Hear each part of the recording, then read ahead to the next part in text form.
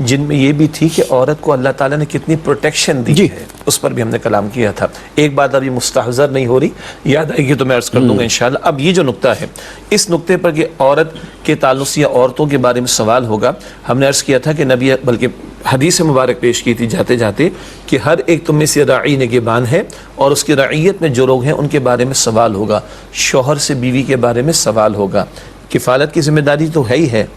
اس کو اللہ کی بندی بنانا اور آخرت میں اس کو جہنم سے بچانے کی فکر کرنا،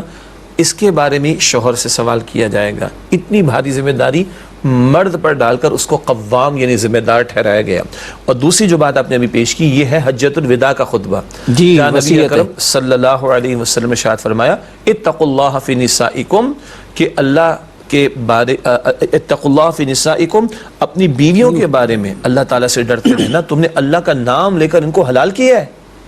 اللہ کا نام درمیان میں لا کر تم نے نکاح کیا نا، اللہ کے نام کی لاج رکھنا، اللہ ان عورتوں کے بارے میں تم سے کل قیامت کے دن سوال کرے گا۔ اسی طریقے پر اللہ کے نبی علیہ السلام کی حیات طیبہ کی جو آخری وصیتیں ہیں ان میں نماز کے بارے میں بھی ہے، ان میں غلاموں کنیزوں کے بارے میں بھی ہے، اور بعض روایات میں عورتوں کے بارے میں بھی ہے کہ ان کے بارے میں تم سے اللہ تعالیٰ سوال کرے گا۔ تو مرد کو جہاں قوام بنایا گیا وہ اصل میں ذمہ داری اس کی بڑھائی گئی ہے، اور وہ جواب دہی کے احساس کے ساتھ اس کو، باقی اگر وہ یہ سمجھ رہا ہے کہ میں قوام اور میں بڑا ہوں، یاد رکھے وہ، اور میں اپنے اختیار کا غلط استعمال کر لوں تو کچھ نہیں، تو وہ یاد رکھے اسی سورہ نساء